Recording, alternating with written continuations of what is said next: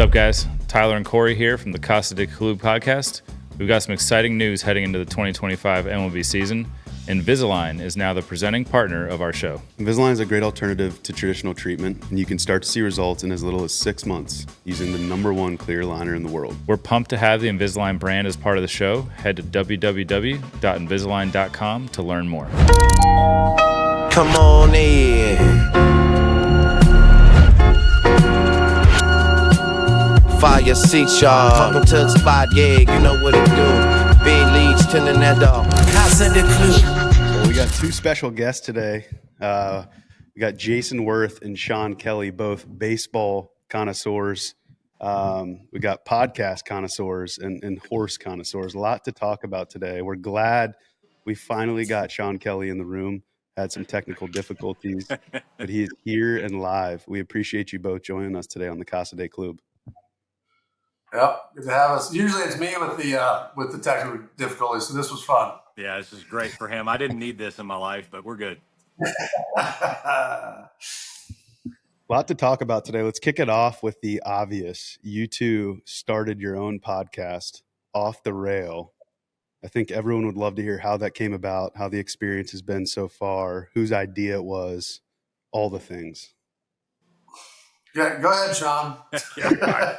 Man, that's probably hours of information. But no, honestly, if you want to know the short version, I've always been into horse racing. I used to try to convince Jayson to get into it. And then all of a sudden one day he calls me and he goes, "Hey, I have a question and your answer needs to be yes." And he said, "You want to start a horse podcast?" You already know my answer because it told me to say yeah. And here we are. And, you know, a couple Derby horses. Yeah, I invited Shawn to the Belmont last year. Well, actually, the Bluegrass first, and we, you know, I know he always was into horse racing. I was never, you know, I told everybody just to shut the fuck up when they started talking about other stuff in the clubhouse. I didn't want to hear. I was just didn't want to talk about anything else, fantasy football, none of that shit. So I didn't have time for it then, but I got into it.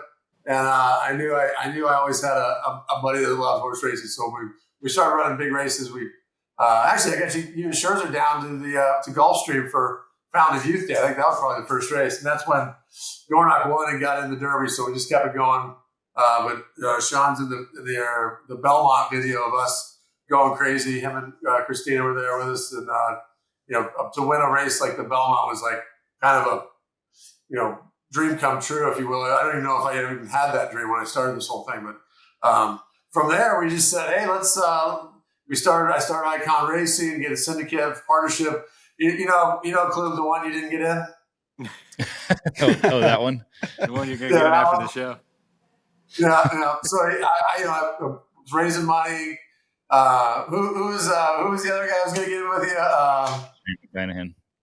Yeah, McClanahan. So these guys, you know, they come in and they say, yeah, we love horse racing. We love your syndicate. We love your shit. Let's go. And then, you know, it's time to send the money in. And then these guys, they quit answering their fucking phones on me.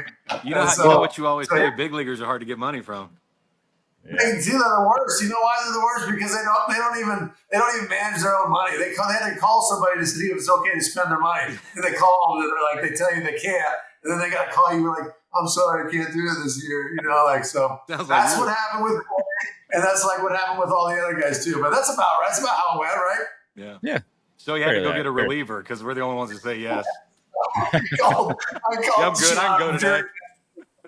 Forget the $100 million athletes. Yeah, I mean, we, you know, obviously Corey's a big horse guy, and you know, you two are profiting off it. It seems like every time I go over to Klub's house, he's got another fucking pony. So you guys need to get him over there onto different kind of horses, the profit share side. Different kind of horses. What kind of horses you in?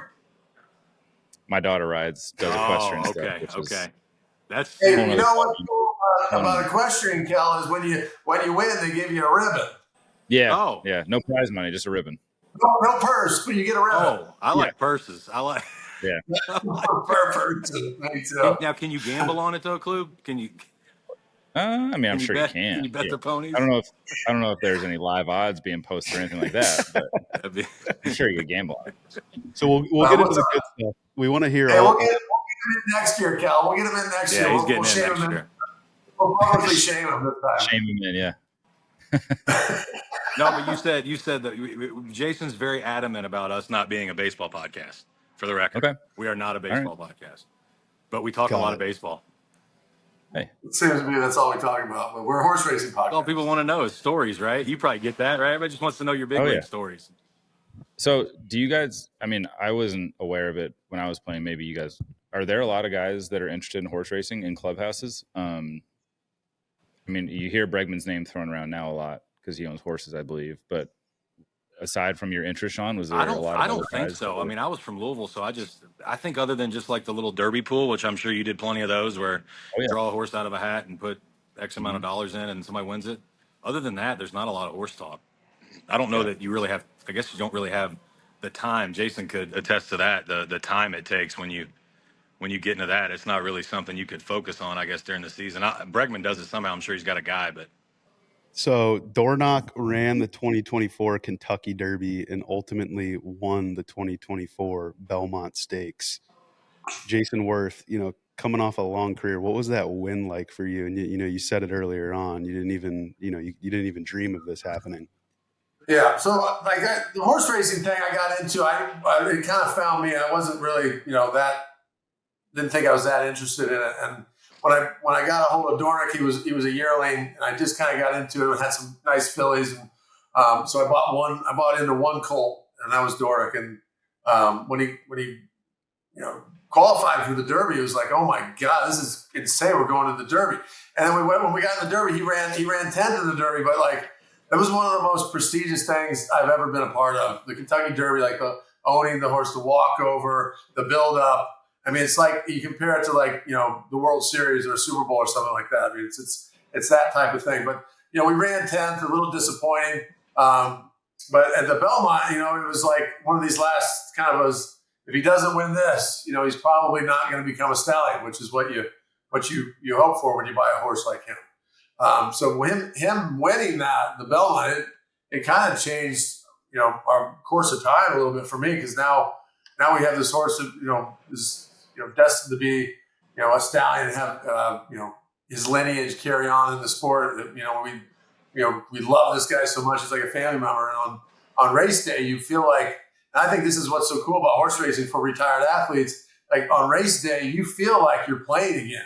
You feel like you're on the field again. You get all like the build up, the going up to the race, and all like the pregame stuff you got to worry about. If you get nervous, if you got anxiety, or whatever you have going on, pregame. That's like before the race, and then like the gates open, and then you're like back on the field. Like these are your guys performing for you, but you feel like you're performing with them. It's like this unbelievable connection. So and then when you at the end of the race, you kind of get the the duality, whether you win or you lose, and you kind of got to go through those things. So for an outlet for professional athletes, I think horse racing is where it's at, because you still get that like high level of competition on race day, and it's tough to find that. But yeah, winning the Belmont was a pretty big deal for us. It got us kind of going in this direction. I don't think we would have started a podcast. I don't think it would have started Icon Racing without Dornoch winning the Belmont.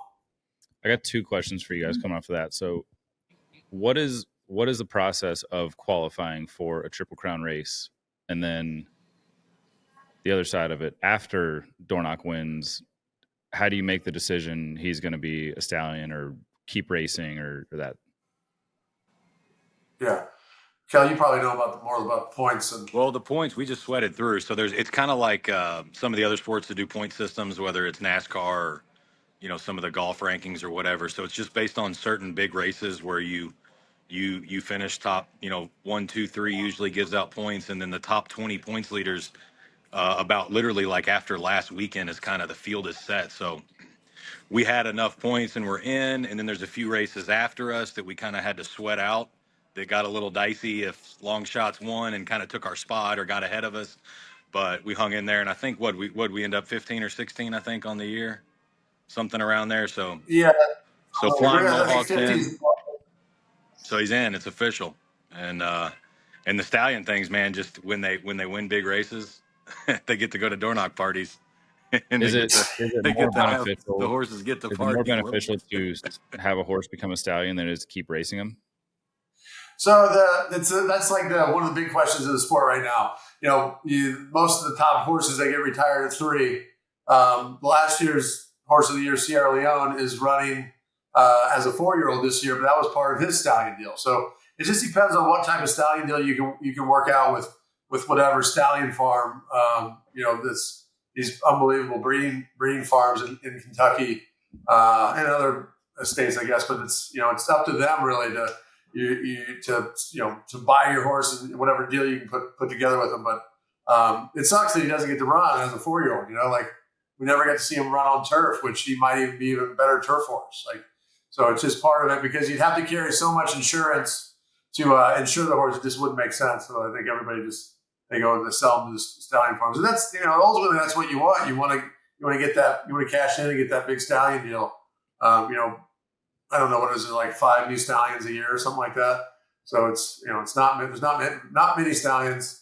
But it is cool how the lineage of the sport, once you get into it. And that's what I tell people too. Like, it's hard sport to get into because the horses, after they're 3, they stop running, so it's kind of like, there's no household names.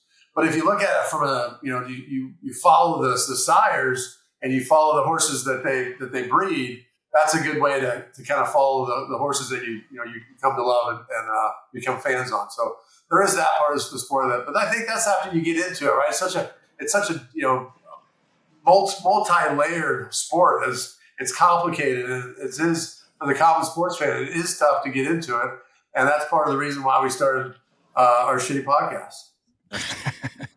I'd imagine like every sport nowadays, a lot of the stuff is very data driven. Numbers are kind of driving decisions. Are certain in the qualifying process, are certain races worth more points than other races, and then do you have to decide which races to have your horse running based on that versus who they're racing against? Yeah, that's exactly how it is, literally. And it's just, but like you said, there's so many layers in horse racing with trying to map that out, which ones you're going to hit, if the horse is ready to run, what kind of, like, who else is in it. There's so many layers to it, and horse racing gets way complicated. The betting's confusing. The way to get involved is even not that easy if you don't. So, I mean, we kind of like, we trying to sound heroic here. We kind of are trying to, kind of trying to explain it, kind of idiot's guide to horse racing, but have a little fun with our horses. And obviously Jason's caught fire with his selecting of horses as of recent, but it's just a wild sport, and we're just trying to have a little piece of it. What did that, obviously you guys both have had a lot of celebrations as it relates to your baseball careers. What did that look like post Belmont after you win? What does that celebration look like? It was up there. It was up there. You lose your mind when these horses are running. Like, it's, it's kind of like if you're in the dugout, in a big game, like down 2 in the 9th, and somebody hits a ball in the gap. And you're jumping around, waving the guy from first, and everybody's like, "Come on, ER!" Like, that's how what a horse race is like. But it lasts like 2 minutes. So you're losing you're coming out of your skin. You're losing your mind. They come barreling down the stretch, and you're hitting them like you're the jockey, or you're whipping them like, "Come on, run faster!" You're going crazy. And when they win, like, it's just so, because your success rate in horse racing is similar to baseball. Like, if you win 30% of the time, you're like a Hall of Famer. So there's a lot of like, losing. So when you do win, you fucking freak out because it doesn't happen very often. You know how it is when you retire. Like, you don't get that. You don't get to spray champagne on each other, and there's just not golf, nothing. Like, it just doesn't do it. This does it. Like, some of the celebrations we've had have been almost just as fun as in the clubhouse clinching the playoffs. I'm not kidding. It's wild. It's the same feel. It is. It's what's so cool about horse racing. I want to know, have you two faced each other? Yeah, we were going to get to that. He threw his shit one day in Cleveland in a shadow. It's been bothering me. It's been on my mind. I only went 2 for 3, I'm pretty sure. Hell's still mad he walked me on 4 pitches. Did you walk him? Did you walk him, Blue? Did I? Join the club. We got the numbers up. He doesn't swing. He doesn't swing at sliders. I didn't know that when I was beginning. He had no hit shit in Cleveland in a fucking shadow. I mean, I don't know how we squeaked off one. I couldn't see the ball. I struck out like every time. It was nasty shit. Him and Yu Darvish had the nastiest shit I've ever seen, ever faced. Both had no hit shit, but I don't get no hit, Cal. We squeaked one out somehow. We'll get into all the good baseball shit, but we want to touch on Mohawk, the new horse in the shed for Jayson Werth and Shawn Kelley. What can we expect out of Mohawk? I see the hat there as you guys are preparing for the Derby. What does that look like? Are you guys fired up? Talk to us. So Shawn will tell you, Derby favorites don't win. They just don't win. We will definitely not be a favorite. we're the opposite of favorite. We're gonna have some long odds, but so there was some talk of running him maybe in the turf race, the American Turf Classic, which he's a turf horse, and I think he'd be live in that race. But anytime you're running in a race, you've got a better chance to win, and you got a better chance to not win. No one knows what's going to happen. That's why you run the races, and I'm sure there's people out there talking shit, being like, "Oh, you guys, you're running a turf horse just because you're trying to make your syndicate look good, or your whatever the fuck, our shitty podcast that no one watches." But my thing was that we got a horse that qualified for the Kentucky Derby, and we've got a jockey that got him home. So who am I not to run the guy in the Kentucky Derby? What a disservice it would be to him. We got to give him the shot. You never know. He does. The distance will not be a problem for him. Whether or not he likes the dirt, we'll find out on Derby Day. But it would be a lifelong regret to not take a shot with Flying Mohawk. What's the process look like from qualifying for the Derby till early May when it actually takes place? Yeah, it depends when you qualify, right? What type of horse you got. I mean, these horses are professional athletes. They train every day, right? So they got they got nicks and bumps, just like we all do, right? So you got to get them. It's all horse racing is all about fitness. They got to be in shape, and then they got to be sound, and they got to be happy. So they got to like where they're at. They got to be eating. There's a lot that goes into it. They can't talk, so they can't tell you what's going on with them. So there's a lot of you got to rely on the trainer and the people that are around them to get them happy and get them healthy and strong and fit. So there's in between races, it's similar, regardless of what race you're going to run in next. There's a process. They train and they work up and they build up to the race. So it's just about getting them happy and sound. That the other horses are all dealing with the same thing, and there'll likely be scratches leading up to the race. But there'll be a 20 horse field or somewhere close to that. It's a wild race. A lot can happen. And sometimes the horses don't like all the company. They don't like their trip. You never know. Maybe it rains. The track can be sloppy. You just, could be hot, could be cold. There's so many factors that go into it. And all I know is Flying Mohawk, if he likes the surface, he'll have a late run in him, and we'll see where we end up. There we go. Let's go. I feel like, my little experience with horses is more so equestrian, but I feel like it's very much the same thing about trying to get the horse comfortable in the environment. And, they can't, like I said, they can't talk. So it's a lot of guessing going on how they're feeling and stuff. It's kind of a lot. I don't know how equestrian is, but for me, it seems like it's almost like Avatar. You grab the hair and you put your hair together, and then you can become one. There's a lot of this mythical shit that goes around with these horses. They're crazy cool animals. And the more time I spend with them, the more I fall in love with them. So when you qualify, can you go to Churchill Downs at any point in time you want, or is there a certain time when you're allowed to get your horse there? And yeah, I think you can send them in whenever. I mean, we shipped in about a week after that. The Churchill Downs social media, they do a pretty cool job where they get the horses coming off the trucks, and they play like walkout music for them or whatever. It's like every time one shows up, you can see it. These horses are so cool when they're, these Kentucky Derby horses, they're the best 3-year-olds in the world, and they're fucking awesome creatures, man. So it's just such a spectacle. The Kentucky Derby is one of the coolest sport events in the world, and to be a part of it 2 years in a row. It's just, I'm truly blessed to have, buy 3 colts and 2 of them running the Derby. It's wild. It's a lot better than the 30% success rate right there. Jason, where does the jockey come into play? And are you guys picking who the jockey is? How does that work? Shawn, why don't you tell a story about Joey Ramos? Well, yeah. So I guess Ramos, right, got on the horse because of Whit Beckman, our trainer. They had a good run together, and our jockey's younger. He had a crazy accident. We talked about it on our podcast a little bit. Almost died. Came back. He's really just kind of getting back into competitive racing, and he's won some races. He's young. A lot of people probably think we're crazy because typically in the Derby, there's only so many great, like, legendary jockeys, like studs, like 3-hole hitters. So you go grab one of those and put them on your Derby horse. We're not doing that. Jayson made it very clear. We're giving Ramos a shot. He rode the horse like you've never seen before in the turf race, in the turfway up in Cincinnati, and Jayson's going to give him his in the Jeff Ruby at Turfway, and Jayson's giving him a shot. And I don't think there's anybody better. We had him on our podcast. He's great. All he wanted was his mom to be able to come watch. Just a super high energy, like good human, good energy. Yeah, he's yeah, we love it, man. It's going to be a great story. It's an underdog horse with a first time jockey, underdog jockey, couple of morons on the ownership side. There's other morons, and that's what it is. So, Joey D.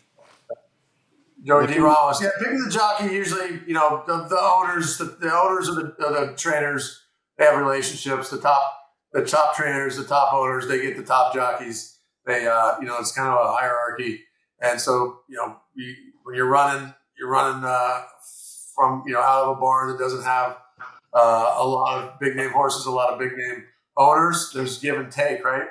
You don't want to be the last guy in Chad Brown's barn with the one horse. He's got billionaire owners that send him 100 horses a year. So you got to find the right fit, and I think we found that with Whit Beckman. He'll be he's kind of up and coming guy, but he'll be in the running for trainer of the year this year.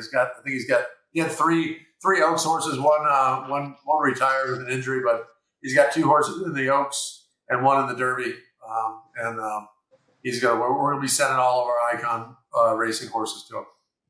Yeah, he's great. So a trainer works with horses in many different barns, right? Many different cities. Yep. Okay. Yep. It's not like one owner. No. Now, typically, I think Jayson, like some owners will get good relationships and try to use, like we love Whit, so obviously we'd want Whit to train every horse we got if we can, and he's got the space for it. But yeah, it's just kind of who in that aspect. Yep. What can we expect for the Derby game day fits out of you two? What are we rocking with? Well, that's what I was going to say when you said, "What do you do from now till then?" On our side, we just worry about where our dinner reservations are, what party we're going to, and how good our suits look. All right. You guys already got the outfits picked out? Yep. Yeah. We actually got sponsored by Sur Mesure, their suit company, and we were lucky enough to get a sponsor. I don't know if you guys have any sponsors, but they don't hand out sponsors, so we're excited to have Sur Mesure sponsor us the Derby for our fit. We got some tricks up our sleeves a little bit. Derby's as much about fashion as it is the horses. So hopefully we don't look like Arian Lloyd too much, but we might be too much. The neon green's a big color for Flying Mohawk, right? Yeah, we're going to be a little Latin. Yeah. They're going to be a little bit of Latin. It's going to be neon now. We're going for it. Well, we will be following Mohawk closely and rooting from afar in the Derby. I tell you, when I designed the silks, I just got into the sport, and I was having the hardest time watching the race and trying to figure out who my horse was. Okay. So I was like, fuck it, I'm getting highlighter green or something so I can see where the horse is when it's on the track. So since then, I figured out, what to look for and how to watch a race. But in the beginning, I was like, I need something to see. So I think it helps out other people in my group. Sometimes they have no idea what they're looking at. So there's that. But the Icon silks, the Icon Racing silks we designed are black and silver, a little bit more sleeker and not as not as stand outish, but it's that's part of it. The names, the silks, it's like the best part of the sport. Yeah. Well, the horse talk is phenomenal. We hope that we can get Kluber on your guys' team moving forward and in some capacity. But transitioning into the baseball talk, would love to get both your guys' takes as it relates to your time in DC, being there when there was a lot of young talent coming up and just kind of talking about how your relationship was formed there in DC. Yeah, what was that? What was your first year though? Was it 16? 16. Yeah, I came in when Dusty came in. Oh. So Jayson was kind of already established. That's he was right. the guy on the mic. So he was the mic guy. He did all the fun stuff. He was kind of the ranking veteran. So I don't know. You just kind of naturally leaned to him, and I don't know. We had some similarities, I guess, and hit it off. Had some drinks. Yeah. what are you guys saying? I was saying all the fun stuff that nobody's allowed to do anymore. Right. Oh. Yes, exactly. I wasn't sure if you were saying you couldn't hear Shawn because he's glitching so bad. What was that like for you, Jayson, though, coming in? A lot of people say that you were the guy that was kind of grooming Bryce Harper when he came up and just kind of being a mentor for that guy. What was that like? Oh, that's terrible. You know what it was? When I got to Washington, it was Shawn hit me. You over there.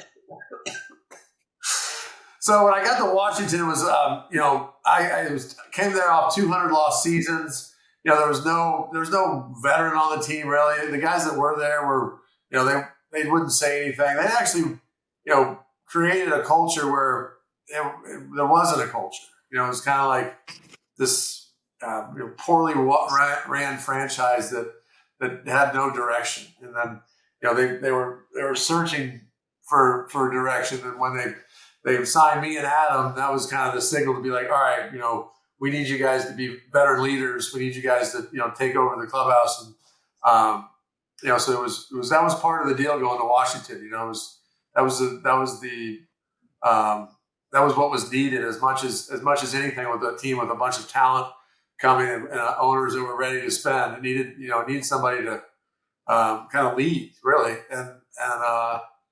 And even if that wasn't, what was expected, it would have been the right thing to do because that's what there wasn't anybody there. There hadn't been anybody there. So you got a bunch of young talent that had no direction. So, then we get Bryce Harper. We get Bryce coming up. He's like 19. He's out of his mind. He's barely spending time in pro ball. He's just, just out of control a little bit, not in a bad way. Just on the field, he's just out of control. He just run through stop signs. He'd run till they tagged him. It was he'd run into fences. It was tons of talent. Can't miss. Possibly can't miss first ballot Hall of Famer type of talent. And when you get a kid like that, he was closer in age to my son than I was to him. So it was really like a kind of a raising a young teenager, It was, but we had good guys like Ian Desmond and Adam Roach and Brian Zimmerman. Turned into a really great place to play in a short period of time. So you said you didn't listen to anything else. How many times did Shawn have to talk to you about horses until you finally broke and let him talk? Never. I think when I called you, right? I finally called you. I was like, "Hey, I got this great idea. I'm getting into horse racing," and Shawn's like, "Fuck off! I've tried to talk to you about horse races 100 times. You never listened." So you never gave him the time of day in the locker room. It was after. No, I would listen to him talk. That's all I talked about. And I would be like, "It's interesting." I don't even know how to say Louisville right. Apparently, no, he doesn't. He can't say it right. Well, Jayson, I have to say, 2012 NLDS. You were talking about Loudoun County earlier. That walk-off home run in Game 4. You got multiple counties out of school next day. We were all in Bedlam there in DC, getting ready for Game 5. I can imagine it was one of the top moments of your career. Just such an incredible moment, unbelievable at bat. Just love to hear what that was like coming off that Game 4 walk-off. Yeah, it was, felt like we had the world by the balls. We were riding high. We had all the momentum. We come out. We scored 6 runs off. shit, what's his name? I want to say Chris Carpenter. That's I'm dating myself by saying who was it? Was it Big Turnbull? Come on, Wainwright. We chased Wainwright in the third. I think we went up 6-0. It just felt like it felt like it was our time, and we ended up coughing up the lead. Gio couldn't get out of the fifth. Full bedlam pandemonium there. Like late innings, we had a tie game. We could have walked. I think it was Cosmo that ended up getting the big hit. It was like tie game, second and third. We could have walked Cosmo and then faced Mott, the closer, and they didn't have anybody else in the pin. I think they had one guy in the pin, but they said he was hurt. And afterwards, Matheny said that they were going to let Mott hit so he could keep pitching. So we could have had a tie game. Instead, we pitched to Cosmo with a base open with a pitcher on deck, and he hits a double down the line to beat us. It was fucking stupid that we were even in that situation to begin with. But then to lose that game was, after the night before, a big walk-off hit, a big walk-off home run, a 13 pitch at bat, down 0-2, tie game, leading off the bottom of the ninth. Like it just seemed like it was finally like things were going to go right, and we fucked it up even still. And that's how, every year I feel like we were the best team. We won the division, and then we couldn't get out of the divisional series for whatever reason. We just always felt snake bit. That's why I think the 19 team to get shake all that bad juju shit off of them, and come in as a wild card. Soto got that big hit in the wild card game. The guy made an error. It was like finally something's going to go our way, and they got it done. So I was happy for those guys, but it just seemed like every year we had the team to win the World Series. It just we couldn't get out of the first round. But what are you going to do? You play all those games throughout the year to get in the playoffs, and once you're in, anything can happen. So. Where do you rank the postseason walk-off home run and the viral moonshot in a men's league game? Ooh, yeah. I mean, I hit like 230 homers or something, and then all those homers in the playoffs. Even there was even some good ones in spring training, but no one remembers any of those. They just remember my one game at men's league. Yeah.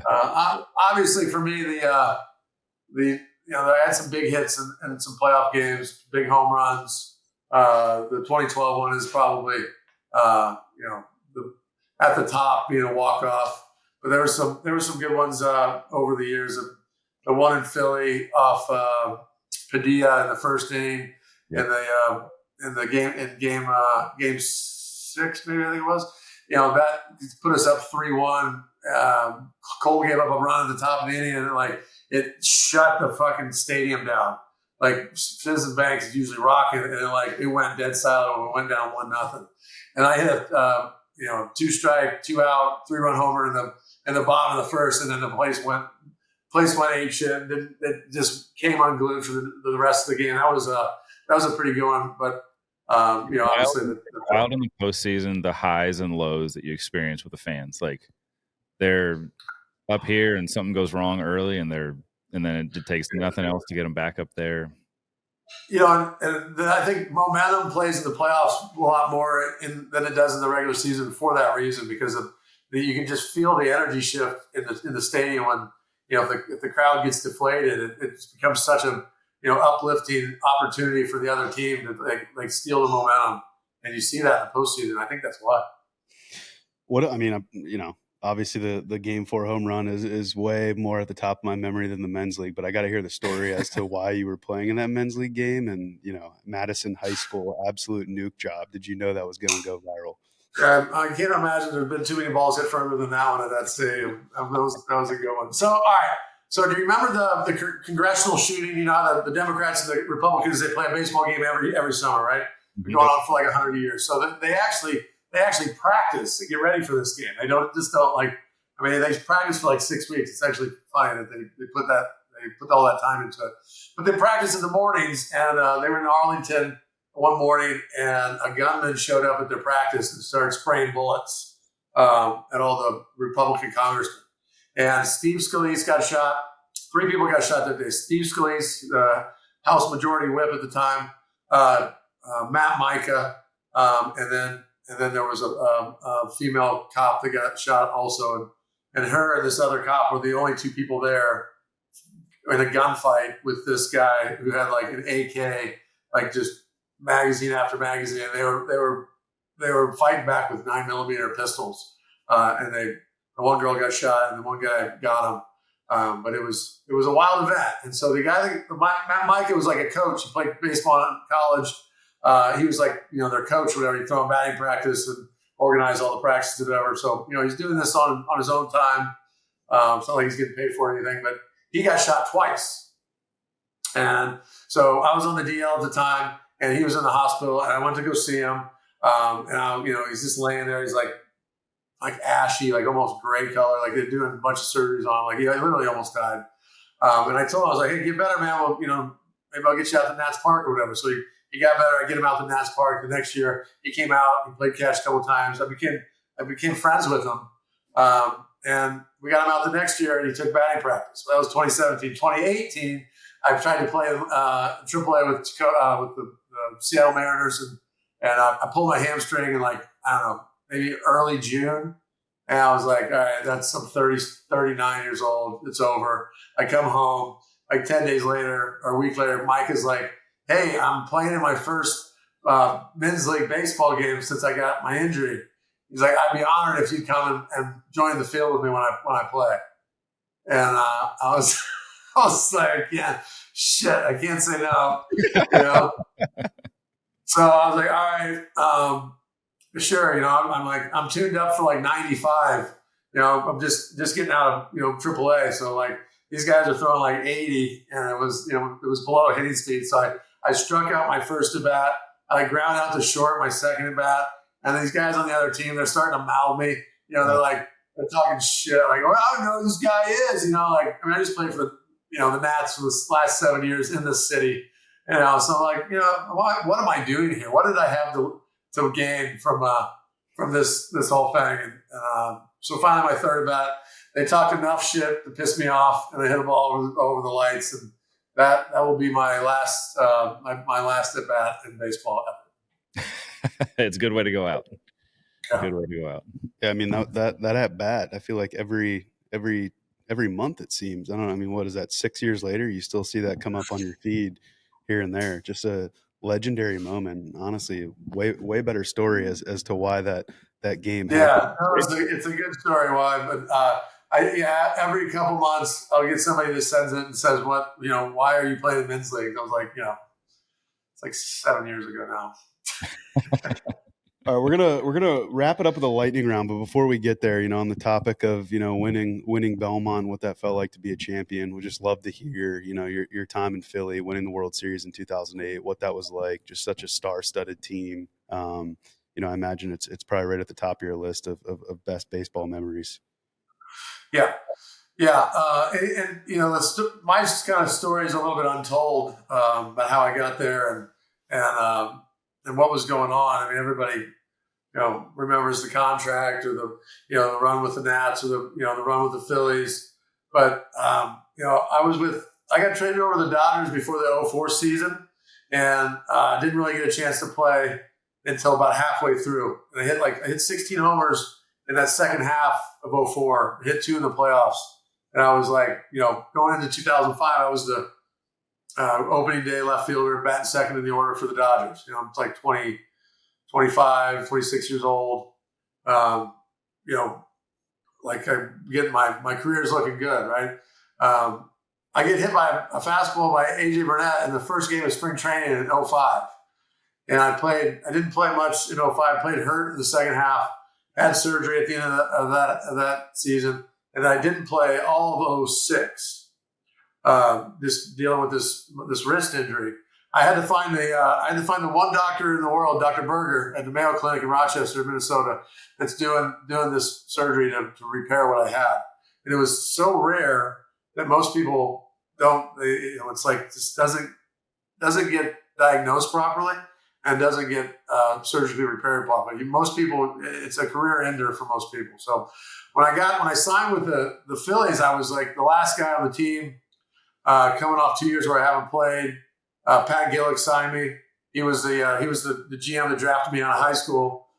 But I barely made the team, and most managers put you in positions to succeed, right? They want you to give you opportunity and give you the best opportunity you can. Charlie did the opposite. He put me threw me to the wolves. I'd get pinch hit at bats in the 7th and 8th off righty bullpen guys that are throwing 100 and I haven't played. I'd get starts against Oswalt. I'd always get tough matchups and I was just coming off a hand injury, so I wasn't fresh. But July 31st, the deadline, Shane Victorino and Michael Bourne both go down with an injury, and they tried to trade for Beltran. They tried to get somebody in there. And they were kind of stuck with me because they couldn't get something done before the deadline. So that was my first chance of August of 07 in 3 years to play. And Pat Gillick told me this was my last opportunity in baseball. So I got 2 hits that night in Chicago. I got 4 hits the next night. I hit 414 in Philly in August of 07. We run down the Mets. They put me in a platoon in 08. And finally got to play every day in the middle of the 08 season. And we ran down the Mets again and won the World Series that year. And to do it with the guys that I did it with Chase, Jimmy, Shane, Ryan, Pat was there. To do it with that group and for them to know what I went through to get that opportunity and how hard I had to fight for playing time. And then what had to happen for me to even get on the field. Those guys are all superstar players, and I was kind of like this outcast that had to come in and fight and earn my right. So I think it was the way it happened is a little untold, but the fact that we went on to go back to the World Series in 09, investing in baseball in 2010, it's just such a cool thing for me to know that I had to fight to get into that lineup. And those guys all respect me for it. That's awesome. Yeah, I mean, I feel like those untold stories make you appreciate the stuff that everybody knows, the parades, the home runs. Yeah. I mean, that stuff that goes on behind the scenes is what makes it all that much more special. Hey, Shawn, welcome back. Hey, sorry, been a debacle, but now I'm in the room, so is that good? No worries. Yeah, Sean. I think I'm back to normal. Suck Christina, put some clothes on. Dude, I was at 3%. I was at 3%. I was at 3%. I had 1 bar. My wife's naked. 3%. Probably phone's ringing. I got to go in and pitch. I'm sweating out. He does this on purpose. He's trying to play it off like it's a joke. So this is what Jason does to me every day on our show. So I'm actually just getting him back. Sorry, guys. There you go. Hey, we're here for it. I think we're good. Now that you're back, can you tell us a story about your first major league save? God, my first major league save was the first save in Yankee Stadium after Mariano Rivera retired. Mm-hmm. And David Robertson tweaked his groin in Toronto. We went back home to open up in New York in 2014. Mo had just retired, and Larry Rothschild came down. Was like, "Hey, you're gonna finish the game tonight if it's tight." I was like, "Yeah, I kind of figured." I was the 8th inning guy, and Robertson's the 9th, so I kind of knew it. But so I go out Baltimore. I think it's 4-2, pretty normal inning, nothing crazy, I don't think. And but what I remember from that is going in the locker room in Yankee Stadium, and I'd been in Seattle for 4 years, and so I hadn't seen a lot. I hadn't seen how the media is supposed to be, and there was about 100 people at my locker. And I walked over to our press guy, Jason Zillow, and I said, Zillow, what the hell's going on, man? He goes, well, that was the first save since Mariano retired in the new stadium, so they're going to want to ask you about it. And I was like, shit. So 100 microphones come on, all that. I literally was just kind of like, hey, this is Dave Robertson's job. I'm just filling in. I can't wait for him to get back so I can go back to the 8th inning. And that's kind of how it was. But it was cool, man. It is cool to tell that story. I got the ball. I thanked Mariano for retiring so I could get a save finally after 5 years in the show. and that was it. But there's some pretty cool years in New York with some of the tail end of the dynasty and Jeter. And, I was there for Jeter's last game, Pettit's last game, Mariano's last game, A-Rod's return when Dempster smoked him. So I saw a lot of cool stuff those couple years in New York. No doubt. How was that? I've never asked you about that. That Jeter's last game, we came in after playing one of our games and turned it on, and we're all like standing around the TVs and watching. Like when he got that hit to walk him off the ninth, I mean, we were in Washington, like we went nuts. That'd be fucking so cool. It was so. If you want a quick snippet of that, so it's tied up. Robertson actually goes out in a 5-2 game in Jeter's last game. And me and Mike Harkey were joking in the bullpen coach in New York. We were joking about how D-Rob's going to blow this game because Jeter's on deck if we have a bottom of the ninth. And sure enough, 2 guys get on, and Robertson hadn't given up a home run in like 3 months. Gives up a 3-run homer. It's 5-5, strikes the next guy out. Gardner gets on. I think Jeter was up third. Maybe bunt him over, move him over, get him to second somehow. Jeter comes up. I'm warming up for the 10th. There's no one that celebrated Jeter's walk-off last game hit more than me because I did not want to pitch the fucking 10th inning in that game and fuck this up. Like, I'm not going to be the guy in Yankee Stadium that lost the game that Jeter was last game. So Jeter comes up. Everybody knows something's going to happen. He hits his typical spray to right field. Markakis, who's never missed a throw in his life, airmails it. Gardy scores. Like, I mean, you would have thought we won the World Series, honestly. It was unreal. But Jeter was a mess that whole day. Like, forgot his batting gloves in his locker when he went down the first time in like 20 years, he said. And it was supposed to rain. It was like 100% chance of rain all night. MLB wasn't going to let us make it up because they had like a wild card game in a day or two or whatever the situation was. And all of a sudden the skies just opened up for game time. And like a minute after the game ended, it started pouring again. I'm not kidding. Wow. I got a picture on my phone of the radar. It looks like we're under red and yellow the whole night for storms, but it never rained. It never rained over the stadium. And then as soon as we were driving home, just poured. What is that like going from that high, Shawn, Jeter walking it off in his last game, and then right after the game's over, you realize that was the last of Derek Jeter in the big leagues? Yeah, it was a little, it was bittersweet. I mean, I think everyone knew that was it. Like before it was crazy. Like the media, everybody was it was me and Cece and a bunch of guys, bunch of big leaguers were hanging out hiding to watch Jeter touch that sign the last time he hits that Lou Gehrig sign, that quote. We were hiding behind trash cans to watch him touch that sign for the last time ever. I was in the dugout when they announced him hiding. I got a picture of him running out there. Cece said he would pay my fine if I got in trouble. But man, you want to talk about seeing a bunch of big league dudes, future Hall of Famers, guys that make all the money, been in the league 10 years, act like little kids. That's what Jeter's last game was. It made a bunch of 24 other guys act like little kids because it was so special. Yeah, it's one of those moments that's like bigger than the game itself. It really was. Like people talk about my favorite moments in baseball, and I'm like, well, it's that one. It's not even about one of my favorite moments. Isn't even about me. It was just witnessing history and being lucky enough to have a front row seat. So it's pretty cool. Pretty cool. Super badass. Well, we're glad to have you back. Then we here, took our last Shawn. shower together, and then that was the last time I ever got to take a shower.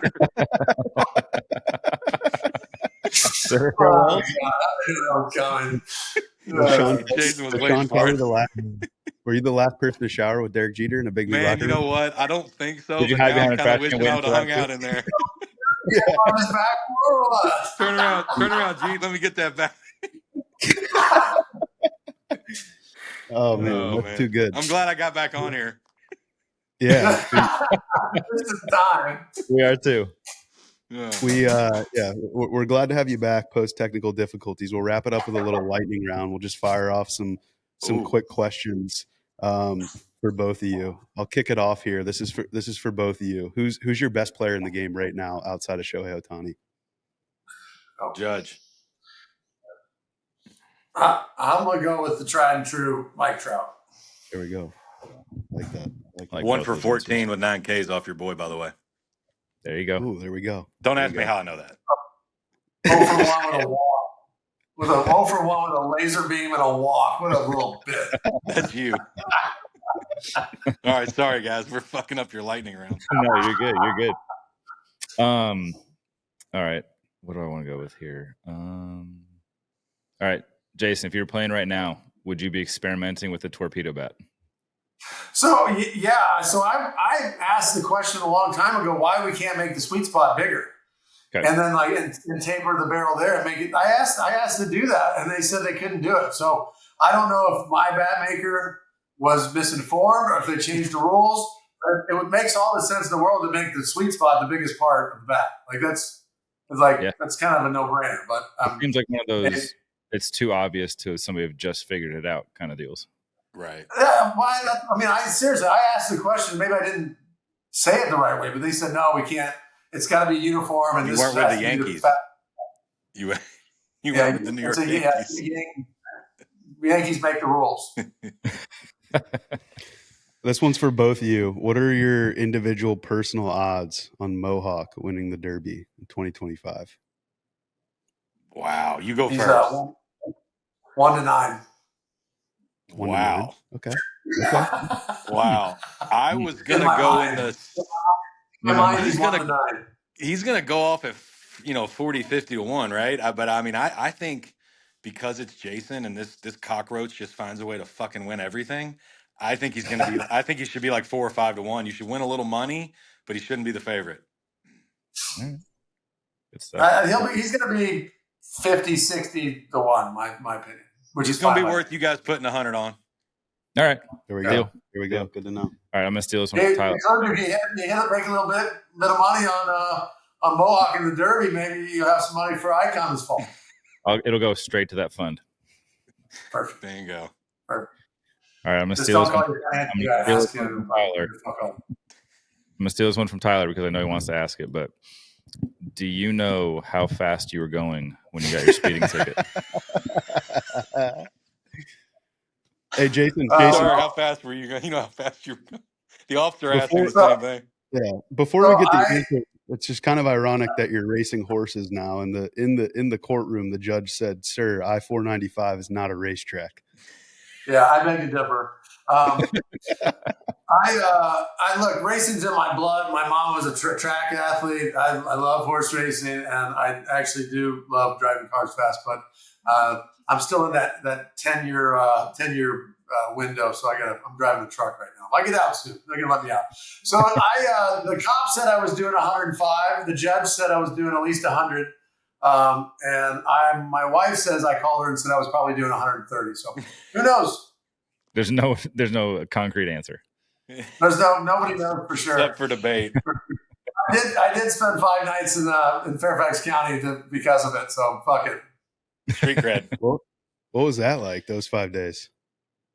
It was fine. Like it was like going to summer camp or something. No, it wasn't. They didn't have a gluten-free menu. You were screwed. It was a lot of sleeping. I slept till like 11 every day. And there was I learned, I talked to some guys that have done hard time before. They said, make friends with the biggest guys in there. So I walked in, I've made friends with the biggest guys in there. And I felt like it was actually, it was all right. You know what happened? At 9:00 every night, I put my desk in my cell room at a door, and I would sit there, and people would line up, and they'd have stuff for me to sign, and I would talk to them for 5 minutes. I was kind of like the Pope. You were like Paul Crewe in Longest Yard. Yeah, tell them everything's gonna be all right. When you get out of here, you good. I don't know. I mean, it was an interesting 5 days, but we made it work. I wouldn't speed through Fairfax County again if that's what you wanted. There we go. Well, still undisclosed the speed of the car, but nonetheless a DC legend in his own right. And we really appreciate both you, Shawn Kelley, Jayson Werth, for joining the show. We will be following Mohawk closely and the fits for game day at the Derby, and of course following along the podcast. We appreciate you both joining us on the Casa De Klub. Thank you, guys. All right, guys. Be good. Thanks for having us.